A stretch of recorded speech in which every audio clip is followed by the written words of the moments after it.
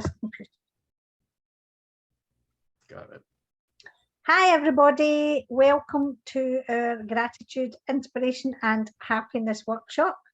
Thank you for our lovely speakers who are going to join us, or who have joined us this evening. And for anyone else joining us later on the replay, I hope you enjoy what we have to share with you tonight.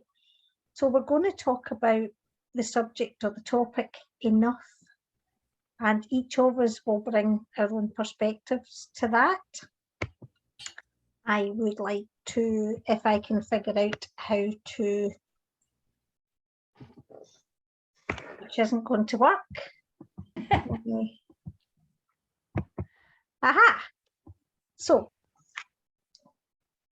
in front of us now, I would like to introduce our speakers. Now, Gary, who has just completely foiled my plans by shaving his beard off.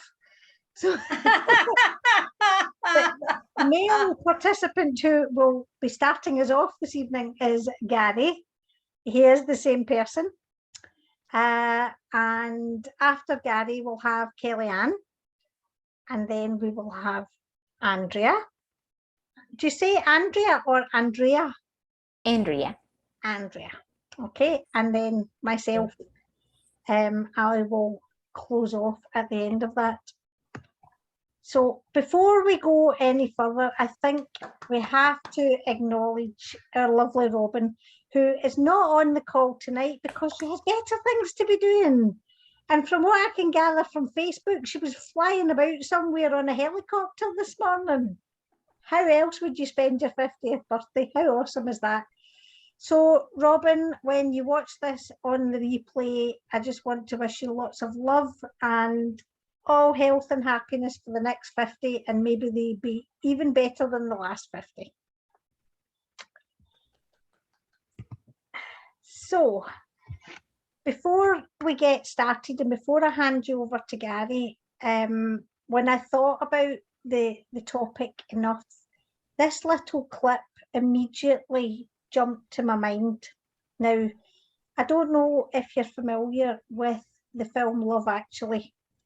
It's a family favourite of ours, and we watch it every Christmas when we get the kids together and their partners and all the rest of it. So the background, if you're not familiar with this, is this chap holding the cards. His best friend has just got married to a beautiful girl, and he was actually in love with her. And she can't understand why he's horrible to her all the time. And she keeps trying to be nice to him, and he's just horrible to her. And she gets quite upset and can't figure it out. So this little clip is just to explain that, but I thought it was a nice way to start the call. So I'm going to play this for you, and I hope you can hear it all right. Please let me know if there's any problems with the sound.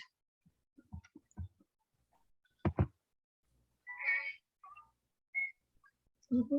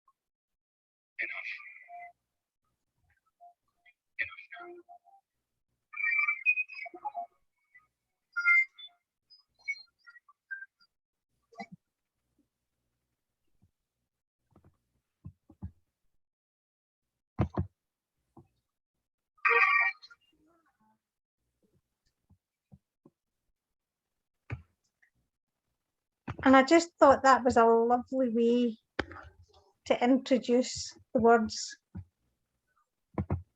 enough. It's just a particular favourite. So without further ado, I'm going to hand you over to Gary. Thank you very much. You're ready to start, Gary. All right, thank you very much. Yes, I am without beard, but I only grew that in case I had to get into Ukraine to get Bogdan out of the country. And now he's out and I can shave it off. And so, but let's talk about enough, because to me, enough is a word that is a conundrum. It is a mystery that's wrapped up in an enigma, because when is it enough? And when have you had enough?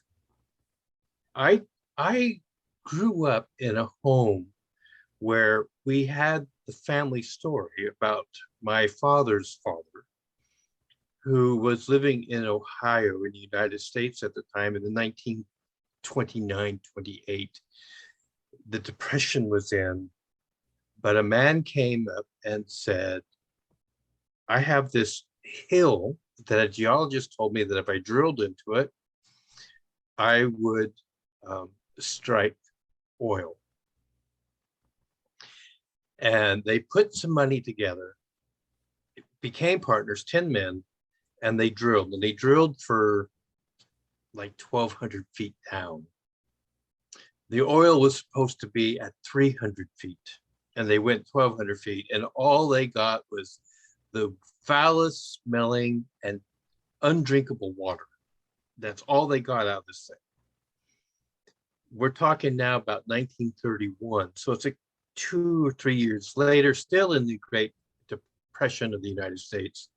And a man walks up and says to the farmer who had this hill in his field, he says, I noticed that you have a derrick there. Are you drilling there? And the guy says, no, some people got together with me. We all drilled in it.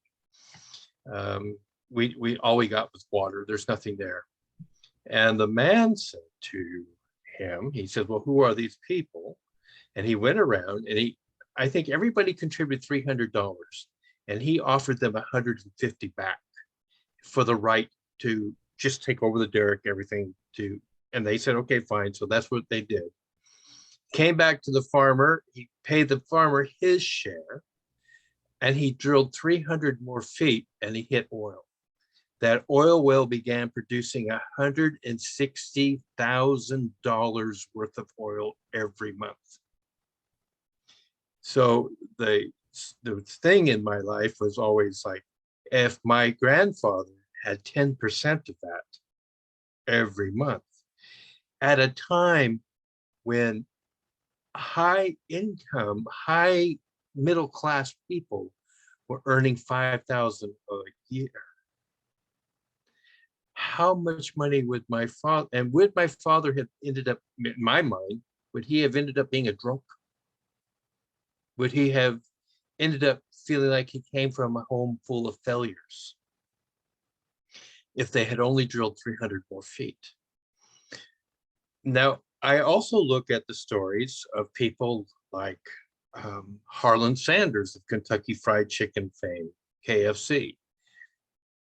Gets his first Social Security check and he looks at it and he says, how am I supposed to live on that? Thinks about the fact that he has a pretty darn good chicken recipe. He doesn't want to cook it.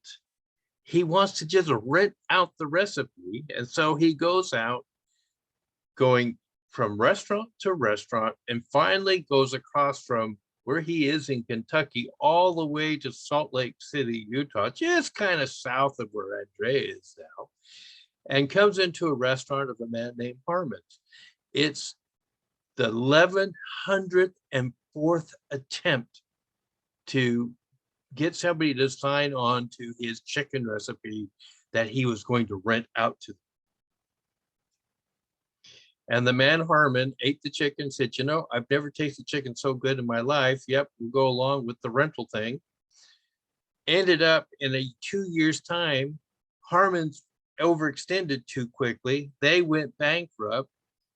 Harlan Sanders bought the chain, changed it into not Harmon's Kentucky Fried Chicken, but in just Kentucky Fried Chicken. Ended up in 3 years selling that to somebody for $3 billion. And after they had it for 5-6 years, they changed the recipes, which was something they had guaranteed they wouldn't do. And he took them to court and he won. And he ended up with all their restaurants under his tutelage. And I don't know if it's still true, but as of 2001, he had more restaurants around the world than anybody else. And all he was doing was renting his chicken recipe out. People paid 1 penny a piece to him for using his recipe. So was it enough when he was at 1,000 no's? Obviously not. Obviously not. It wasn't enough when my grandfather and his team of people stopped at 300 feet short of where the oil was. But at the same time, I grew up with the philosophy that you need to have enough that people will buy you for money, that people will try to buy your integrity, they'll try to buy your core values for money. And so if you have enough money, you don't need to sell those core values off. You don't take the bribes, you don't do whatever else because you can maintain your honor. And it was just a simple phrase, you know, where people say, do you have money? And your response is, I have sufficient for my needs. I have enough for what I need to have. That's the kind of community that I grew up in, where people all the time were saying, well, I have enough for my needs. We're always interested in more, but when do we have enough, and how do we know we have enough? And how many times do we, you know, because, you know, we all love to talk about Thomas Edison's 10,000 failed experiments but he never said it was a failed experiment. He said, I just know 10,000 ways not to make a light bulb. But he finally got his light bulb, and we're all beneficiaries of the fact that he just never gave up because he really believed that it could happen. Ford with the V8 engine, they kept telling him for years it was engineerily impossible to create one, and he just kept putting money into it, saying, I can see it in my head, so therefore it's possible. I can see it there. And people have been driving on V8s pretty much ever since. When about 18 months later, they came in and said, come down and look at your V8 engine. We figured out how to make it. But there are things that are losing propositions. I recall listening to Clement Stone one time. He was the founder of the combined insurance agency that became the largest insurance agency in the world after people bought things in. But he was asked in a meeting, what is the biggest mistake you've ever made in the insurance field? And he said, well, I haven't made it yet, but I will tell you, he said, we got into something and after 90 days realized we'd already lost $1 billion. And he said, we were looking at projections that if we continued, we'd be losing about $6 billion a year. And so we got out of it right away. He said, as soon as we realized this, we got out of it and saved ourselves and our company from this error in our forecasting and belief system about our product. Well, there was enough. you know, enough to tell you to stop. I recall one time as a young boy, I was taken by some friends to a conference that they had, and one of the people that was in there was a man named Harmon Killebrew. Now he's an Idaho boy, but Harmon Killebrew was just a farmer who used to pick up cold potatoes and hit it with a stick, and he would knock them 400, 500 yards out. And somebody suggested that a baseball scout come down and look at it. And he was knocking them out, so they arranged a baseball game to have him see if he could actually hit a baseball. He knocked a home run every time he went up. Not only did he knock a home run, nobody could find the ball after he'd hit it. So he was immediately signed up to the major leagues in baseball. And here I am as a young kid. I know this guy. He was the rookie of the year.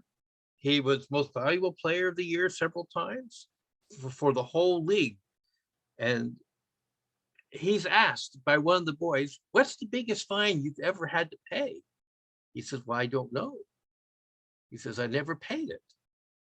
And they said, "Well, you know, because baseball players get fined all the time for showing up late for practice, or missing a game, or not hearing that they're replacing somebody in the lineup." There's all these fines that they have out there. And the man who was running this thing pulled him up and says, "Now explain this to me." He says, what time are you supposed to report on game day at the ballpark?" He says, 4 o'clock. He says, "Okay. What time do you show up?" "Noon." He says, "Okay." He says, "So you never pay the fine?" "No." He says, "How late do you have to stay after the game, before you're allowed out of the locker room?" 45 minutes after the game." "How late are you?" 2 hours. "Why are you 2 hours?" "Well, just in case people want to get an autograph signed." What was enough for him? See, enough. And this is why I call it a conundrum. It is a mystery that's wrapped up in enigma. And so I'm hoping tonight I can learn from other astute people what is enough. Thank you very much.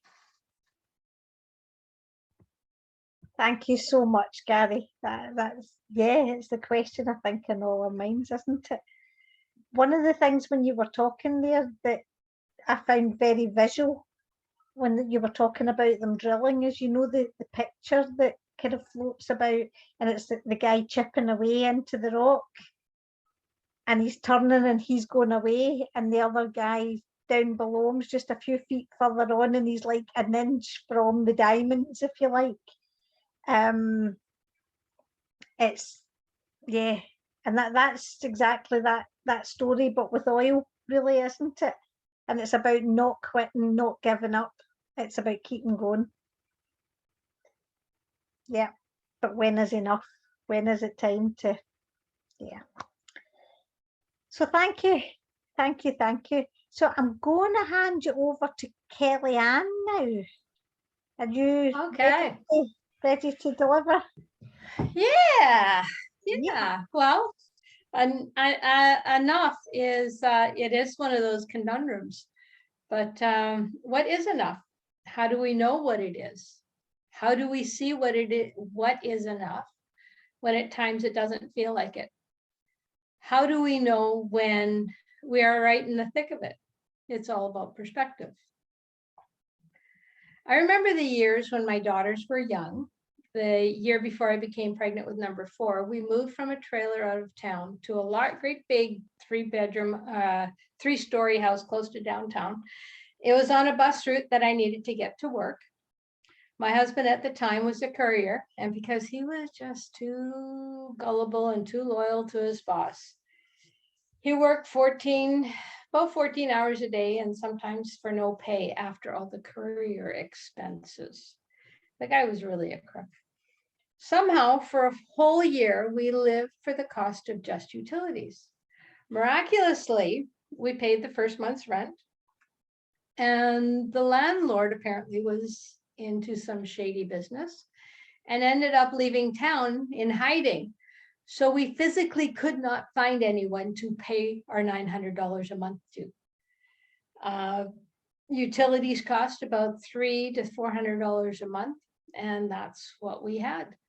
But we always had enough food. We always had enough gas for the single car we had. And I was always able to volunteer for the girls' tuition at a private Christian school. Somehow, we always had enough. When that house sold at auction, and because we hadn't paid rent, the new owners gave us 48 hours to move. Didn't matter if I was pregnant at the time with number 4. The church help team brought over a whole moving team. And we found another home a short distance away and still within walking distance to the school. We had enough time, enough help, another roof over our heads, and enough food in our bodies. In this new home, number 4 daughter came, but after another year, again, because of my husband's lack of steady work, we were forced to move to an even smaller home. It was about 500 square feet. It was a 2-bedroom, had a crawl space for a basement or a 3/4 basement. We slept on, our bed was in the dining room. We had 2 kids in each bedroom. The bathtub was a 3.5-foot bathtub. So basically the basin of a shower stall. But it had a big yard and enough room for the 4 growing daughters. At that time, they were all under 6. And we got a dog at that time too. That year, I did a lot of crafting and craft sales. Somehow there was enough to purchase all my craft supplies. And it's kind of amazing how far you can make $20 per kid at go at Christmas time. We just opened our imagination and we made it work. They never felt like they were without. And through volunteering at the school, taking in babysitting, my maternity benefits, we were always able to make things work. I was even able to garden. And we lived down the street from a garden store, which was really kind of cool. Sometimes it didn't feel like it, sometimes, but we always had enough for food, enough to pay rent most of the time. And was even blessed with a massive hamper at Christmas. I always had enough to give really nice homemade gifts to as many people as we could find and be able to give financially to the church and to the flood relief that year. That was the year of the major flood. I just made up sandwiches and took them to a few work crews. I gave what we had because we had enough. As we carried on like this for 20 years, moving every year or two, my 2020 hindsight showed how provided for we were. I was given the ideas and creativity to make things work. At one point, we actually were able to buy a house. We did, however, lose it a couple of years later and had to declare bankruptcy. But now, instead of moving every year or so, we were moving every 3 years. But never did we not have enough. Honestly, I still have no idea how, but it was always enough. Some people might call it resourcefulness, but in reality, it was provision. A miraculous provision at times, but it was always enough for whatever we needed to do. When I was in these different circumstances, did I feel like I had enough? No, because we had so many hopes and dreams that were not being fulfilled. So it never felt like we had enough. When we had to move because rent wasn't paid, did it feel like it was enough? Absolutely not. But we always had a roof over our heads and food in our tummies. We never had abundance, but we were abundantly cared for. When I look back at the times when there was a miraculous provision, it's hard to doubt that things aren't always going to work out because they always did. My job is to keep my eyes open for the opportunities, keep my heart right, and teach my daughters to do the same. Never give up hope and always dream. So in our last home, the history of this provision gave me the courage I needed to finally end that 28-year-old unstable marriage. I knew deep down inside me that I would be provided for. I always have been. Why would I start to doubt that now? I was truly facing empty nesting completely alone. No kids at home, no husband, just me and my cat, who is the one that sleeps on the computer. I actually had to stop her from doing that because she overheated it the other day. Sometimes it's challenging, but I knew as long as I kept my mind and heart open, I always was given the creative ideas, the extra hours at work, taking in international students, anonymous gifts from unknown people, gifts from parents, friends, and family. Enough. Yes, it was always enough. Looking back, the hardest work I really had to do was stay positive, help others whenever I could, and keep hoping and keep dreaming.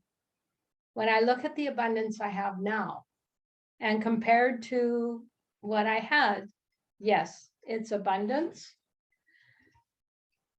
I still have enough to get by in the now, enough to give and be with my grandkids in the now, enough happiness with my new hubby right now. But we have big dreams. Our enough now might not be enough for the future. And that is why I'm working hard at everything I can to open the pathways for the miraculous provision that I know will be there, because it always was. I have enough. I am enough, because he who created me is more than enough. And who can argue with that?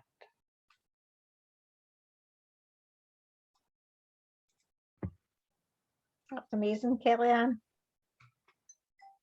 Absolutely amazing. It just, Yeah. it also, I mean, it just kind of encompasses what we talk about within the group, in that, you know, be grateful for what you have and you will be given more or enough. Yeah. You know, and that's the bit that people really struggle with, is about practicing gratitude when they are not feeling enough. And that, you know, that you've just shared with us is a direct example of how it works. Absolutely. You know, Absolutely. things turn up in ways that you would never imagine. Yeah, it does. And yeah, there's a lot of resourcefulness, a lot of creativity, but that wasn't all just me. The ideas were given to me.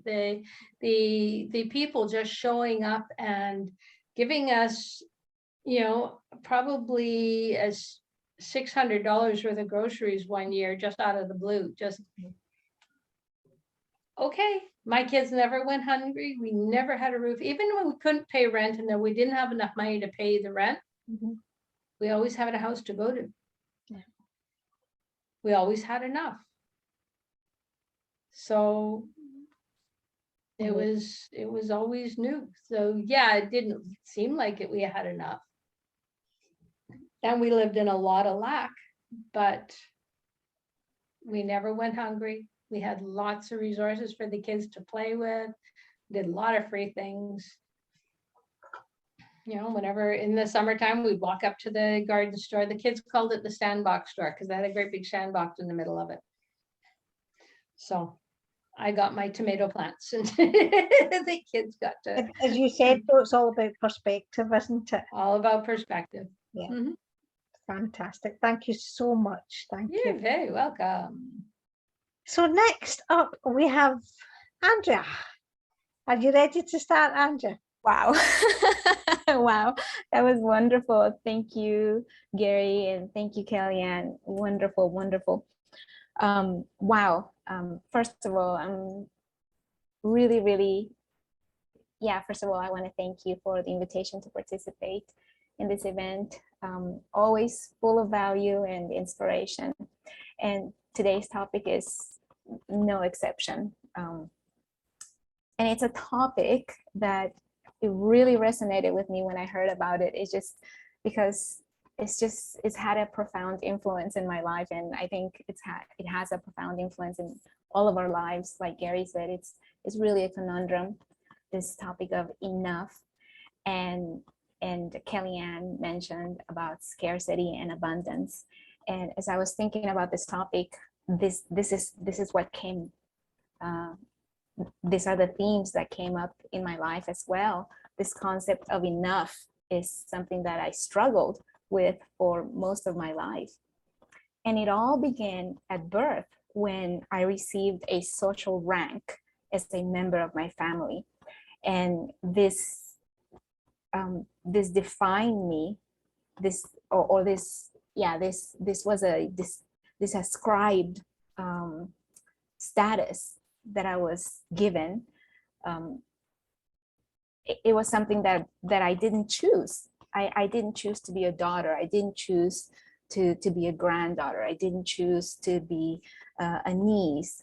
And this was just part of that social status that you're ascribed. And then as I got older, I began to understand that as a member of society, I was becoming worthy of achievement status. And so I've struggled with this all of my life, this position, this role that I've been given in society, both personally and professionally, and as a contributing member of society. So it all began with this concept of status. And these social hierarchies we have this social hierarchy that is something that is omnipresent, not only in humans, but also in many social beings. We hear about the lobsters, and we hear about the crabs, and we hear about, the lions, and the purpose is to be able to navigate and organize the social complexities of our life. So I was thinking about this ascribed status is something that we all receive whether we want it or not. And this achievement status are those social roles that come with our own personal effort. And when we think about it, or as personally, in both settings, there are expectations that we either meet or we don't meet. And as a child or as children, we grow up wanting to meet those expectations, but somehow in many instances, we fall short. That was the case for me anyway. I always felt that I wasn't a good enough daughter, that I wasn't a good enough student, that I wasn't a good enough sister, that I didn't do enough, that I didn't have enough, that I didn't have what it took. I remember when I was in elementary school, I think I was in 4th grade, and we had this contest. It was an art contest, and we were supposed to draw something that described our perception of nature, and what we could do to improve the. There was a lot of talk about the environment in those days. This was like, I don't know, like 45 years ago or more than that, 48 years ago. And they were talking about, okay, we've got to take care of our environment. So draw something that is significant to you. And I drew half of my drawing was of all these fields that I used to see, that there was trash all over the place and there was pollution. And then the other half was nature, just green everywhere, and people playing happily outside. And I remember, and this was a school-wide contest. And I remember that the day that that they announced the winner, I was shocked because I had gotten 1st place in this art contest. And I was shocked. I didn't believe that I was worthy. That I was like, I was in disbelief, and I was thinking, no, that can't be possible. Somebody made a mistake. And because of that that feeling of not worthy or not enough, that feeling of not meeting the expectations. The next day they were supposed to give the award, and it was going to be done in the morning, the first meeting of the day at the school. And I don't know if I did it intentionally or not intentionally, but I was late, and so I missed the ceremony. And when I got to class, the teacher said, well, you were late to class, so we gave the award, the first place award, to somebody else. And I remember feeling crushed. I was like, oh my goodness, I can't believe it, because I didn't really believe it, but then it was a self-fulfilled prophecy. I just thought, well, just as well, because I didn't think I was worthy, and I didn't think I deserved it. And that was my journey. It was like always not being enough, not doing enough, not having enough. So, and it all came from this place of scarcity. And that's where my journey began. And I was constantly asking myself, and I think a lot of people do the same. We constantly ask ourselves, am I enough? Do I have enough? Am I doing enough? And this is something that always that we struggle with, because, well, personally, our family dynamics have a tremendous, or my family dynamics had a tremendous, a profound impact in the way I felt about being enough. And I think many of us can relate to that. I remember always feeling that, even in that situation, even after that, I always felt that, again, that those voices in my head kept coming back saying, I'm not enough. I'm not worthy enough. And there's just a lot of negative self-talk that we're conditioned, or that we condition ourselves. I'm not sure which one, if it's because our the dynamics of our family, where there's always all these expectations that, oh, have you done this, or you can't do this well enough, or you haven't achieved this. And so it all begins in our homes. And all of this came from a place of scarcity that affects us emotionally. It affects us physically and socially as well. We end up trying to play catch up all the time. At least that was my case, comparing ourselves to others. And you always end up telling yourself, if only I could do a little more, then I would be happy. If only I were prettier, if only I were taller, if only I were thinner, if only I were smarter, if only I was whatever. There's always that scarcity mentality. If only I had this, if only I had that, if only I could meet somebody else's expectations. And this feeling of not being enough, not having enough, not doing enough, is all about this comparison, this consumerism culture that we live in. We're constantly encouraged to seek out more and more and more and more, and it's never really enough, which then determines our status in society, our self-worth, and ultimately our happiness. So, what are they going to think? This was really, really hard for me when I got divorced, because I not only did I lose my status as a wife, but I also lost my status as a person who had a good marriage, as a person who, even though it was just a facade, everything was a facade, I was no longer in that status circle of married people. And not only did my marriage break up, but also my status as an owner, and as an owner of a company, and my status as a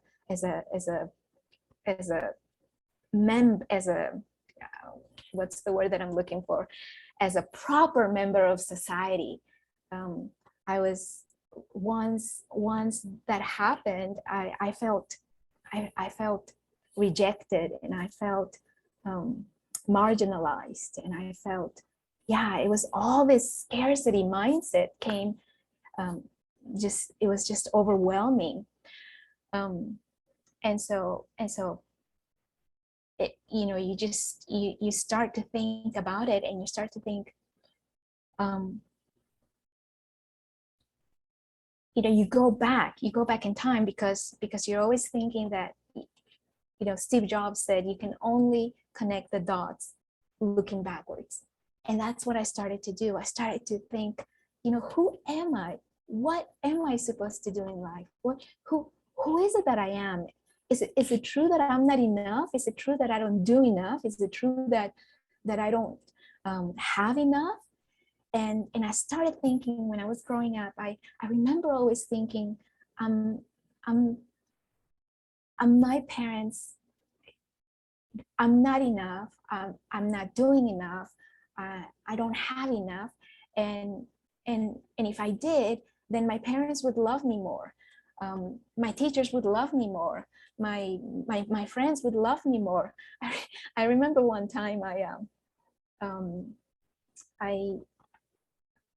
asked someone if I was very small at that time, but I asked someone if they would be my friend, I would give them something. So I was trying to bribe them. And I remember feeling so bad about it, because I thought there's something wrong with this picture. And the same, when I got married, I remember feeling the same, feeling like I'm not enough. I'm not a good enough cook. I'm not a good enough wife. I'm not a good enough friend. I'm not a good enough partner. I'm not a good enough whatever. I can't clean well enough. I can't speak well enough. There was always that mentality of not enough. And so we end up losing ourselves in an effort to meet society's expectations and standards of happiness. And then we start thinking, well, what, again, it's just that journey of reconciling who you are and what you want in your life, what you truly believe is happiness, and what you truly believe is enough. And so you discover, well, it wasn't until my late 40s that I began moving away from that scarcity mentality. And I started thinking, well, this happened before my divorce, actually, and before I lost my company and everything.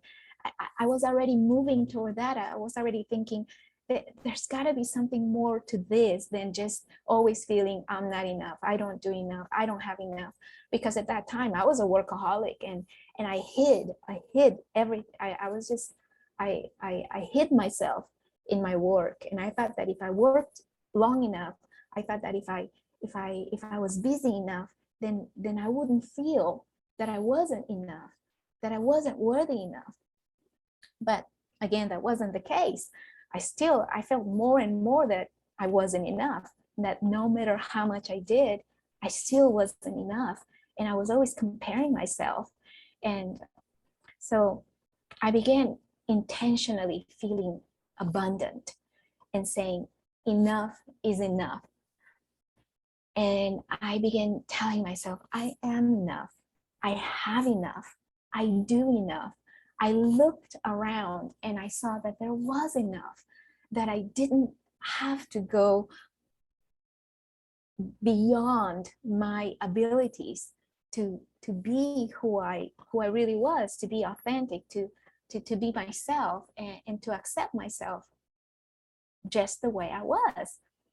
And so this has been a process of intentionally thinking and feeling. At the end of the day, it's all about gratitude, and not just gratitude for who I am, but gratitude for what I have, and gratitude for what I can do,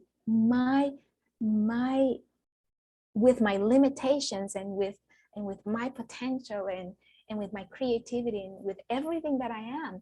I am enough, I have enough, I do enough.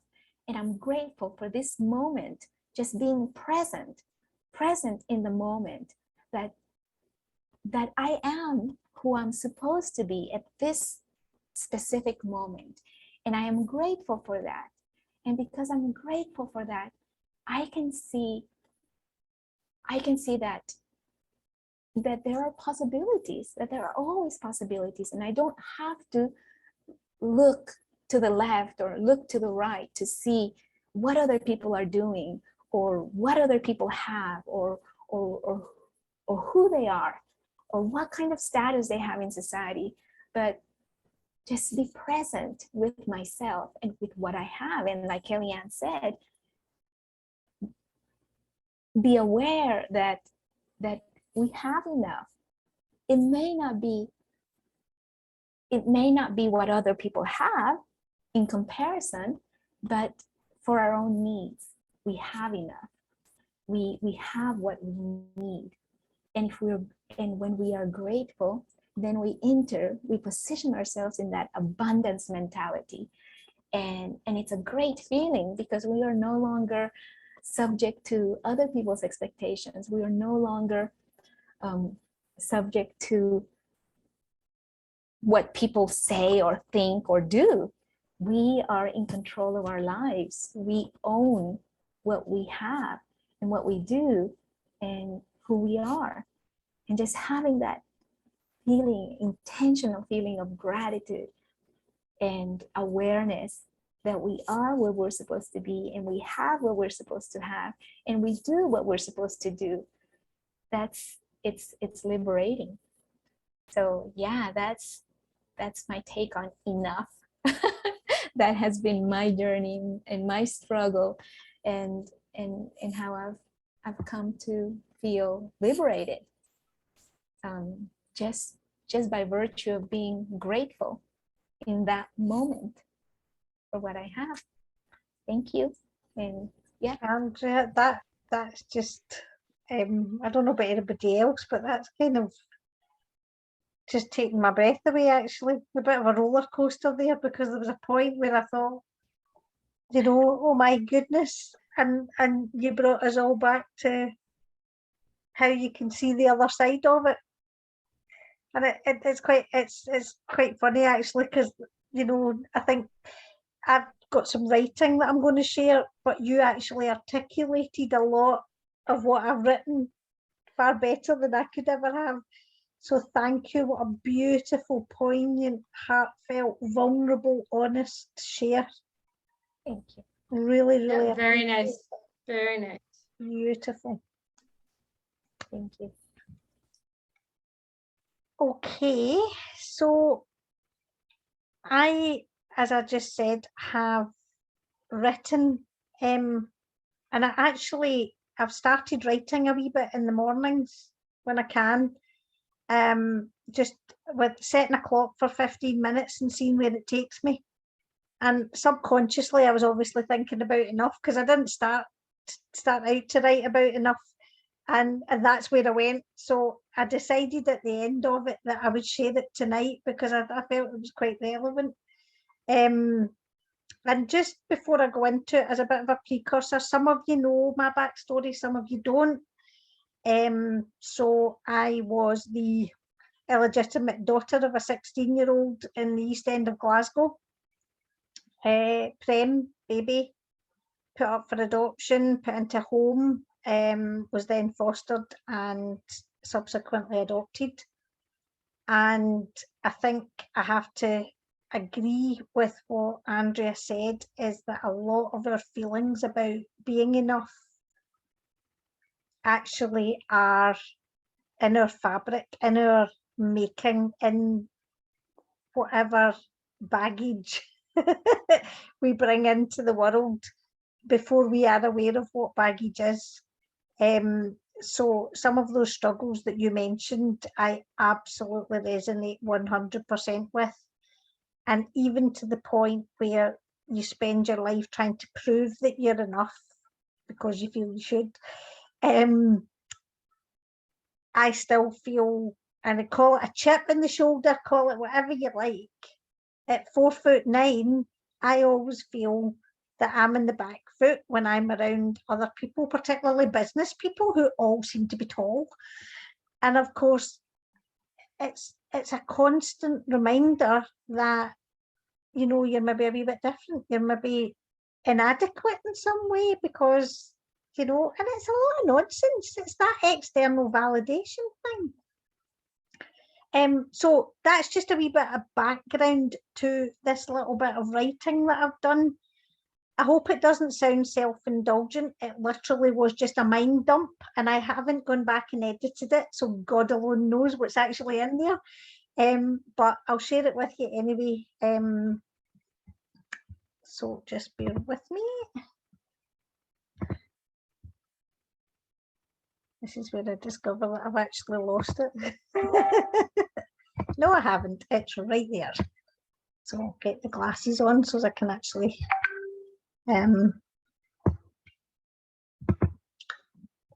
so now that I'm reading this, I can't see anybody's faces, so if there's any problems, you'll need to come out and shout. So I have that feeling again, terror, dread.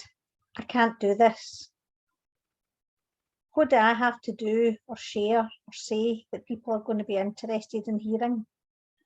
And so the record plays in my head over and over, and listening to that record sends me into a state of total inertia. I don't want to move. I don't want to hear anything or do anything. I just want to block out the world, allow the time to pass, and wake up in a different day when it's all over and I can apologise for not turning up. Does this serve me? How many times over how many years have I behaved in this way? And did it serve me? Oh, I'm really sorry, I've got all these notifications coming in. And did it serve me? Is it true? The reality of the matter is that I do have valuable thoughts and insights to share. I've put in the work and the learning, and I'm more than capable of sharing it in a knowledgeable and entertaining way that people do actually want to hear. That's the truth. So why do I still feel this fear and allow that crackly old record to play in the background? Perhaps it could be because I feel I haven't done the prep. Fair enough. I'm out of time to do the adequate prep. So there it is, procrastination. Oh yes, my old pal procrastination, keeping me safe. If I don't do the prep, then I'm not ready for the presentation. I can sit in fear hoping it'll all go away. I can not turn up and then apologise when it's all over and think, phew, I dodged that bullet. I haven't let them see that I don't know what I'm talking about, and really, I'm a first-class fraud, pretending to be this authority and happiness and gratitude and inspiration. In actual fact, none of this is true. I do know my stuff, and I can inspire and motivate people, and deep down somewhere, I do actually know that. Instead, due to my fear, my self-preservation and avoidance of criticism, what I've shown is that I'm inconsistent, unreliable and untrustworthy. These are values which are hugely important to me. So in procrastinating, I need to go back and clarify that actually. It's not the values of inconsistency, unreliability and untrustworthiness that are important to me. It's consistency, reliability and trustworthiness that are important to me, but I demonstrate quite the opposite. So these are values that are hugely important to me. So in procrastinating and allowing fear to paralyse me, I'm actually not living within my own values. This in turn causes inner conflict and unhappiness, which are negative emotions. Negative emotions cause dis-ease. They manifest in physical symptoms over time.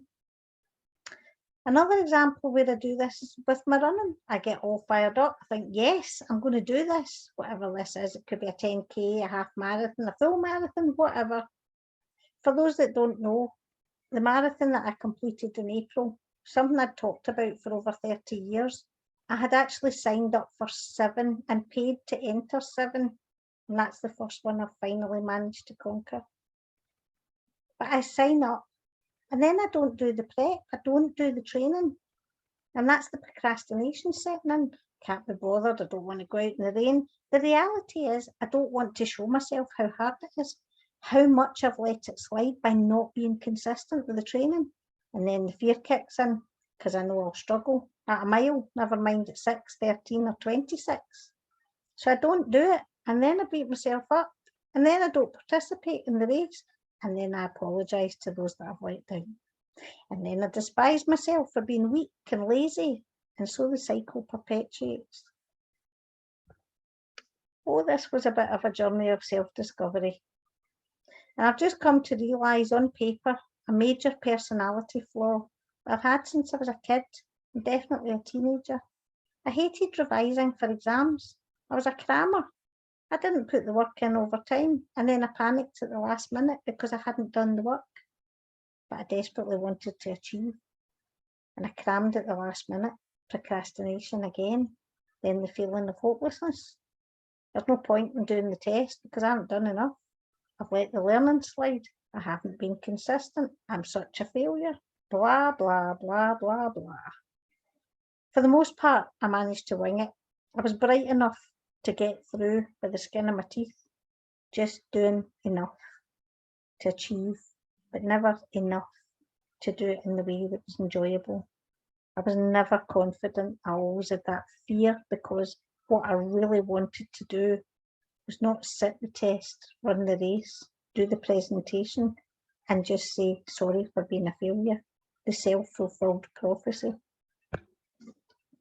Then at the last minute, I get angry with myself and I give myself a shake because my need not to let people down is greater than my need not to appear like a fool.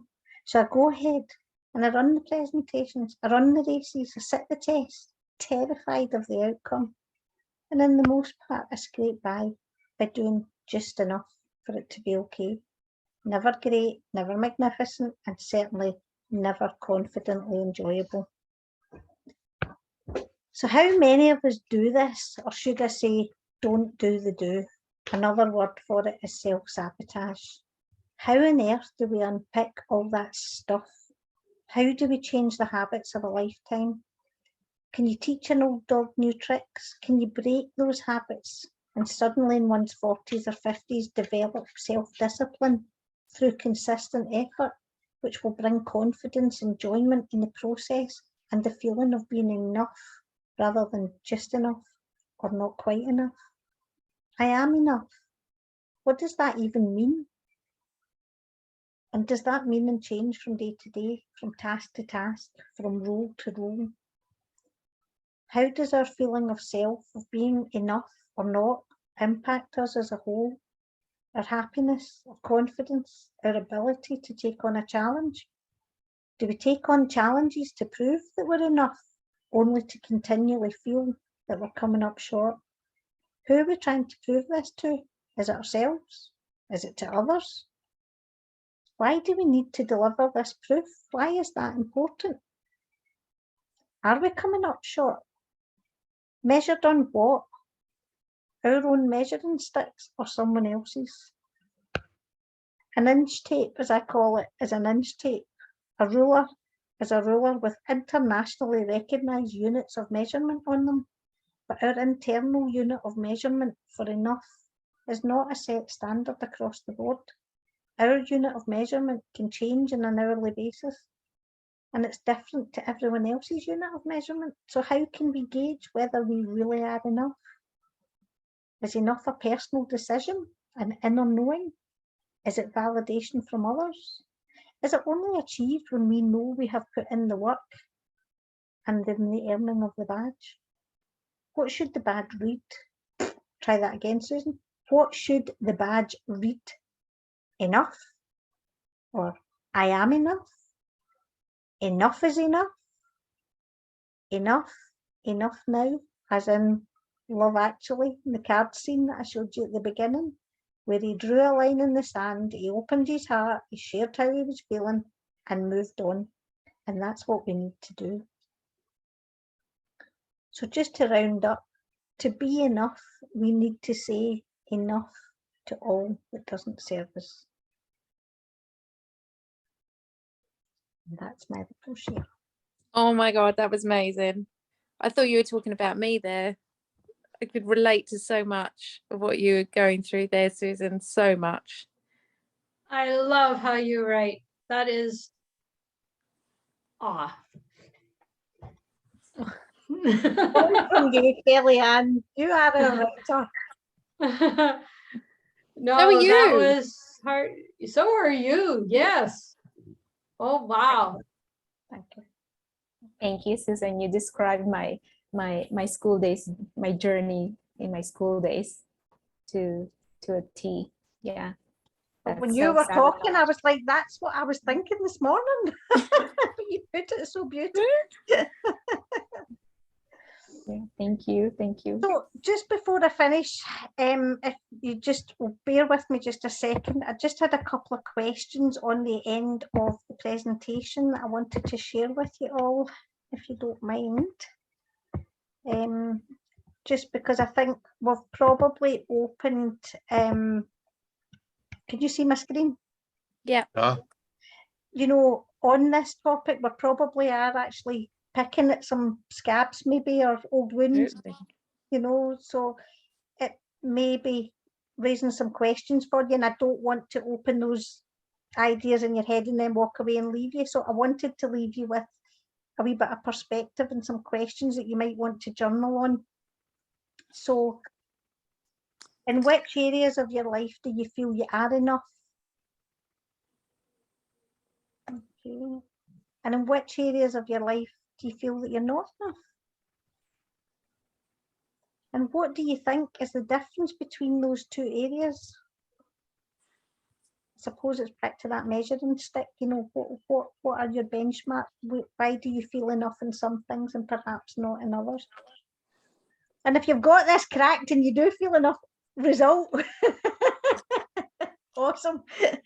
And how do the two sides of enough make you feel? Does the good outweigh the bad? Does the, you know, does one good outshine 10 bad, or the other way around? You know, if you're really working well at everything, but there's that one wee area, is that the one wee area that annoys you, that you focus more on than all the good stuff? Because that's, as a human race, we're guilty of that. So as I said, there's just some questions that you might want to ponder on. And then just finally, a couple of bits. I kind of thought, I was kind of picturing this, and again, it's back to what Andrea said. It's kind of taken me back to childhood stuff, and I know, you know, a lot of us have to work on that stuff to figure out who we are as adults. Which brought me to another thing. I read somewhere that more focused on women than men, but women report to be at their happiest between the ages of 50 and 70 than they have at any other point in their life. Now, maybe that's the point where we think enough is enough. We are enough. Who knows? Maybe we just don't care anymore. I don't know. Can't speak for anybody else, but I just remembered about that. Anyway, I thought about it, my kind of visual thinking kicked in, and I thought a wee bit like a skipping rope. You know, sometimes we're under the enough rope. Sometimes we're jumping over it because we are enough and we're all over it. And sometimes with the help of others, you can just keep jumping and you keep being enough, and you get the cycle and you get it going right and you get the momentum, and it all just starts to flow. And generally speaking, that tends to be with the help of others. You can't do it on your own. I love that. That's amazing. And then I just wanted to say, to be enough, we need to say enough to all that doesn't serve us. And now I am finished. You'll be pleased to know. You know, the thing that I get out of the theme tonight is the fact that it's not all about our roots at all. Every one of us had dysfunctional roots, bad choices on our behalf, bad choices on other people's behalf, whatever. But the thing that determines it is, what fruits do we bring to the table? What did we bring out? And I sit in a room right now with people I am astounded with because of the fruit that they've brought into my life. And so, I have a lot of gratitude for this group and for the benefits I've personally have received just being in the presence of great people like yourself, even though sometimes you may not feel that you're enough. You're enough for me. You're The enough for feeling me is too. So sweet, Gary. Thank The you. feeling is totally mutual. Thank you, Gary. Absolutely, Gary. I sit in awe of you. I tell you that you are our chief. Yes, our chief. That's because I'm the only First Nations person in the group. You go,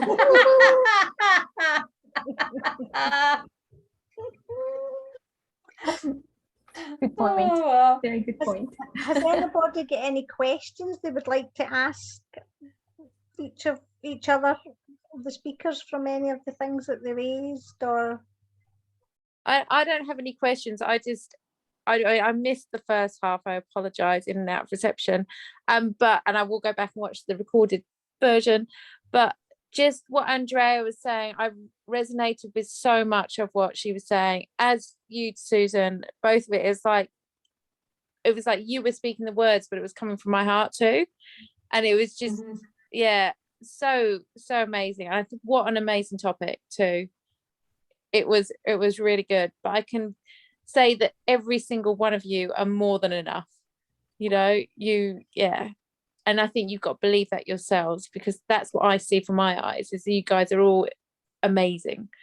And I'm too, like Gary, so blessed to be part of this group and to got to know you guys, and it's just amazing. Thank you.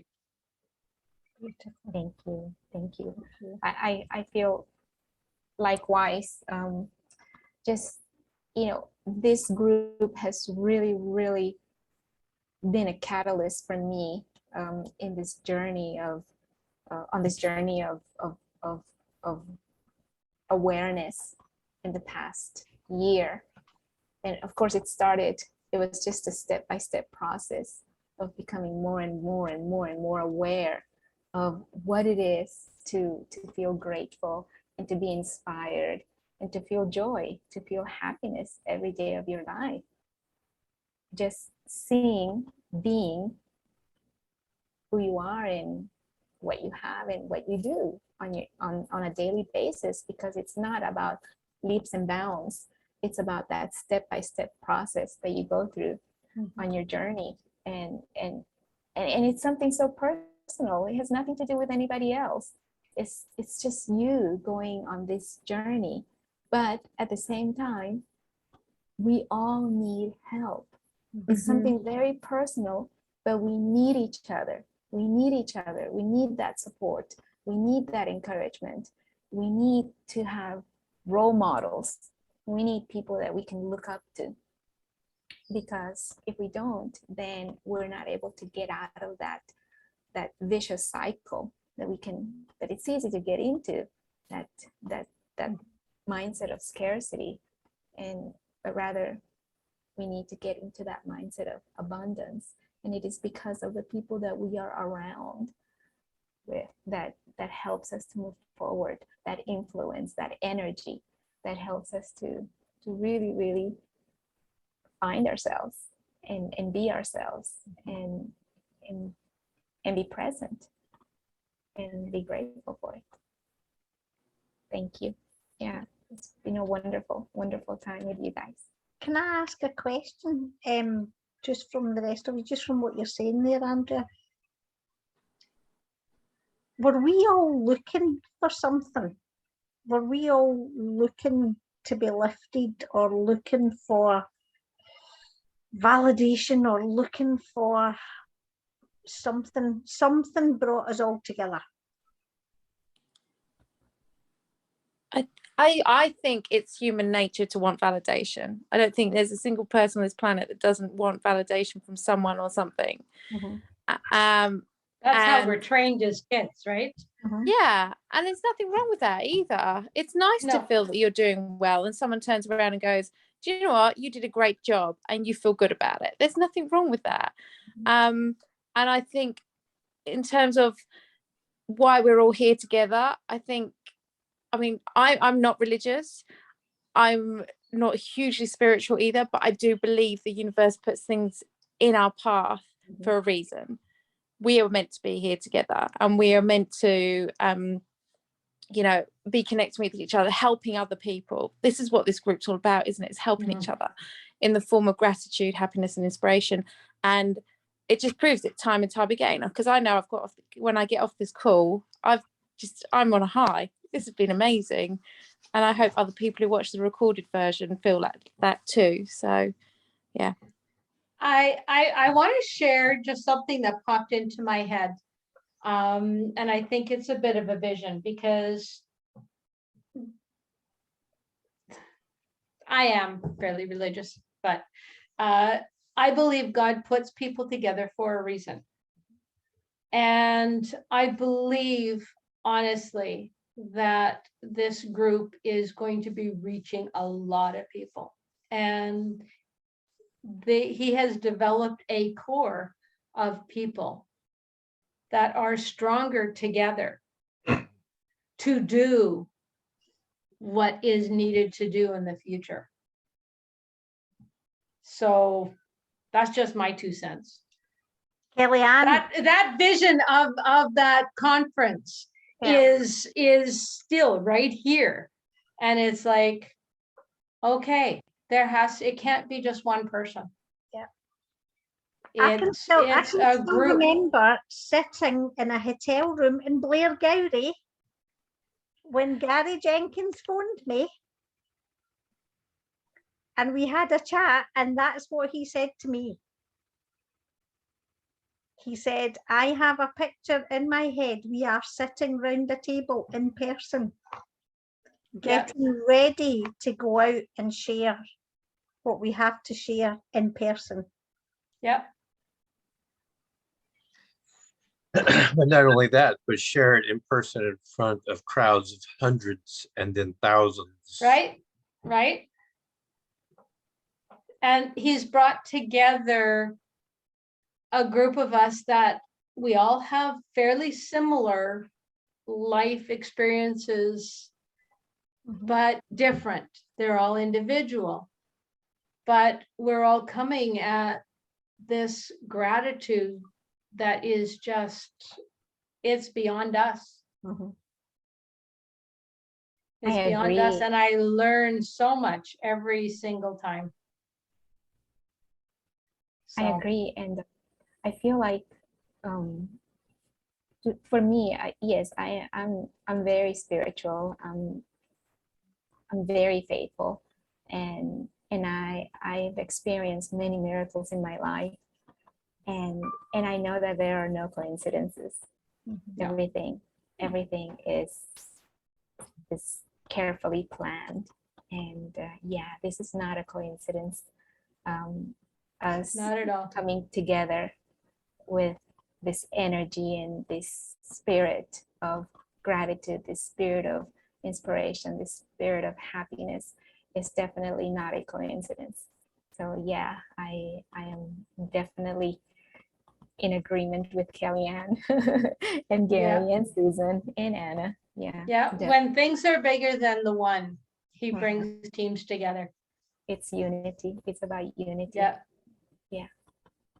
Wow. It's awesome. But I think it's more than unity. We're living in a world right now that needs this light. Yes. That needs this hope, this message. You can see all around the planet, if you watch any of the news broadcasts or anything, it's finger pointing, it's blaming, it's nobody accepting responsibility for choices, decisions, philosophies, policies, whatever they wanted to follow or chase. And there are real consequences to it.